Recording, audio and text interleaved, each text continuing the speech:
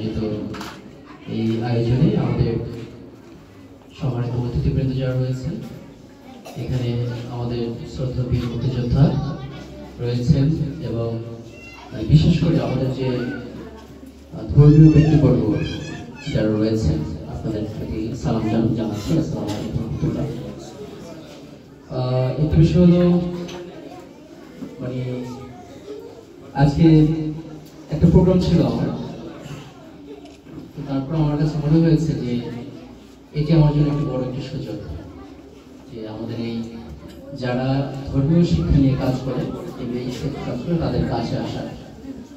এটার গুরুত্ব আসলে আমাদের এখানে যারা বক্তারা ইতিপূর্বে বলেছেন, আমি আসলে খুব বেশি কিছু বলবো না। একটি বিষয় হচ্ছে, আমরা আজকে যে প্রোগ্রামটা ছিল সেটা ছিল মূলত জাতীয় সমাজসেবা দিবস। সেখানে একটি বিষয় ছিল যে কল্যাণ রাষ্ট্র প্রতিষ্ঠায় আমরা কিভাবে কাজ করতে পারি। আমরা তখনই কল্যাণ রাষ্ট্র প্রতিষ্ঠা করতে পারবো যখনই আমরা আমাদের নাগরিক যারা তাদেরকে সুনাগরিক হিসেবে গড়ে তুলতে পারবো। এখন একজন নাগরিক সুনাগরিক হিসেবে কখন গড়ে উঠবে, আমার যতটুকু বিবেচনা বোধ, আমি যেটুকু মনে করি যে সেখানে তার জন্য সবচেয়ে গুরুত্বপূর্ণ হচ্ছে নৈতিক শিক্ষা। আর নৈতিক শিক্ষার প্রধান বুনিয়াদ হচ্ছে ধর্মীয় শিক্ষা। কারণ ধর্মীয় শিক্ষা বাদ দিয়ে নৈতিক শিক্ষা কিংবা নৈতিকতা শেখার কোনো সুযোগ আছে বলে আমার মনে হয় না। তো এখানে আমাদের যে শফিকুল ইসলাম, মুফতি শফিকুল ইসলাম যে উদ্যোগটি নিয়েছেন, আমি উপজেলা প্রশাসনের পক্ষ থেকে তার প্রতি কৃতজ্ঞতা জ্ঞাপন। আমরা যখন আমাদের সন্তানদেরকে ধর্মীয় শিক্ষায় শিক্ষিত করতে পারবো, তার মাধ্যমে তাদেরকে নৈতিক শিক্ষা দিতে পারবো এবং একই সাথে আমরা এই রাষ্ট্রের জন্য একটি বড় একটি গুরুত্বপূর্ণ ভূমিকা আমরা পালন করতে পারবো। তো হুজুর বলেছেন যে আল ইলমুন নূর, যে নূর যদি আমার হৃদয়ে থাকে, আমার ছিনায় থাকে, সেই হৃদয় দিয়ে কোনো অপকর্ম কিংবা অপরাধ কিংবা খারাপ কাজ সেটা করতে পারে না, কিংবা তারা কোথাও যদি সংগঠিত হয় তখন সে বাধা হয়ে দাঁড়ায়। সেই প্রত্যাশা আমরা ব্যক্ত করি। একই সাথে এখানে যে আমাদের শিশু সন্তানরা যারা এসেছে, আমি তার একটা বিষয় আমার খুবই ভালো লেগেছে, সেটি হলো যে তিনি একটি বিষয় চিন্তা করেছেন যে আমার এই সন্তানরা ক্লাস 3, 4, 5 পর্যন্ত পড়ে, সেই জন্য রেগুলার যে স্ট্রিম আমাদের যে স্কুল রয়েছে, সেই স্কুলে যদি পড়তে চায় কেউ, সেও যেন ওখানে যে পিছিয়ে না পড়ে, তার জন্য তিনি এখানে ইংরেজি শিক্ষার ব্যবস্থা রেখেছেন। কিংবা ওই কারিকুলামে যে বিষয়গুলো তার জন্য আমাদের মাদ্রাসার শিক্ষার্থীদের জন্য কঠিন হয়ে দাঁড়াতো, সেই বিষয়গুলো তারা যেন এখান থেকে এক্সপার্ট হয়ে যায় এবং পরবর্তীতে তারা যেন কোনো ধরনের সমস্যা না হয়, সেই বিষয়টিও তিনি এখানে করেছেন। তো এটা যদি না থাকতো, আমি হয়তো তাকে আজকে এই অনুষ্ঠানে আপনাকে অনুরোধ করতাম যে বিষয়গুলো ইনক্লুড করার জন্য। কারণ আমরা এই মানে ধর্মীয় শিক্ষাটা অত্যন্ত গুরুত্বপূর্ণ, খুবই গুরুত্বপূর্ণ। কিন্তু এমন এটাও খুব গুরুত্বপূর্ণ না যে ওই ব্যক্তিকে ঠিক আলেম হতে হবে, হাফেজ হতে হবে, কিংবা আরো বড় মুফতি কিংবা এরকম ধর্মীয় পাণ্ডিত্য অর্জন করতে হবে। এটা আসলে খুব জরুরি না। কিন্তু জরুরি হচ্ছে একজন মানুষ, একজন মুসলিম হিসেবে আমার দায়িত্ব কি, আমার ধর্ম আমাকে কি নির্দেশনা দিয়েছে, সেগুলো যেন আমি যথাযথ পালন করতে পারি এবং তার প্রেক্ষিতে আমি যেন আমার সমাজকে শান্তিতে যে সহাবস্থানের যে বিষয় রয়েছে সেটির জন্য আমরা কায়েম করতে পারি। সেই জন্য বলতে থাকে এই ধর্মের যে বুনিয়াদী শিক্ষা কিংবা বেসিক যে লার্নিং যেটা, সেটি বলতে তার জানার প্রয়োজন আছে বলে মনে করি। তো এটি সত্যিকার অর্থে একটি চমৎকার উদ্যোগ এবং আমি কিভাবে সংগঠনটা চালাচ্ছেন সেই সম্পর্কে আমাকে মাঝে মাঝে একটু জানাবেন। আপনাদের সুবিধা অসুবিধার বিষয়ে আমি কিছু করতে পারবো কিনা জানি না, কিন্তু আমি যেন জানি যে আপনাদের এই বিষয়টি সমস্যা হচ্ছে, কিন্তু এখানে কোনো সাপোর্ট দিলে আপনাদের সুবিধা হয়। তো আমি ইনশাআল্লাহ আমার যতটুকু সম্ভব আমার ক্ষমতার মধ্যে থেকে কিংবা সামর্থ্যের মধ্যে থেকে সেটুকু আমি আন্তরিকভাবে চেষ্টা করব আপনাদের পাশে দাঁড়ানোর।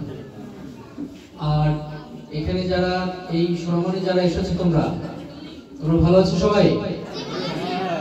আচ্ছা, একটি বিষয় হচ্ছে, তোমরা তো জানো যে আমরা আমাদের রাসূল সাল্লাল্লাহু আলাইহি ওয়াসাল্লাম হিরা গুহায় ধ্যান করতেন, তাই না? জানো পবিত্র কোরআনে 4টি আয়াত প্রথমে নাযিল হয়েছিল। গল্প বলার জন্য বলছি তোমাদেরকে, ঠিক আছে? এতক্ষণ ভাব গম্ভীরের সাথে গুরুত্বপূর্ণ কথা বলেছে, আমি একটু গল্প করি। তো পবিত্র কোরআনে প্রথম যে কথাটা এসেছে সেটা হচ্ছে বিসমিল্লাহির রহমানির রহিম, ইকরা বিসমি রাব্বিকাল্লাযী খালাক। পড়ো তোমার প্রভুর নামে। আমাদের প্রভুকে আল্লাহ সুবহানাহু ওয়া তাআলা। আমরা সেই প্রভুর নামে যে শিক্ষায়, সেখান থেকে মূলত আমাদের এই লার্নিং এবং আমাদের শিক্ষা শুরু। ঠিক আছে?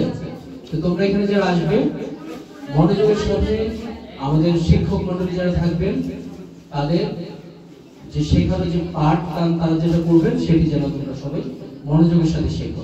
ঠিক আছে? একই সাথে তোমরা তোমাদের নিজেদের যত্ন নিবে, পরিষ্কার পরিচ্ছন্ন থাকবে। আমাদের ধর্মে কিন্তু পরিষ্কার পরিচ্ছন্ন থাকার বিষয়ে অত্যন্ত গুরুত্ব আরোপ করা হয়েছে, তাই না?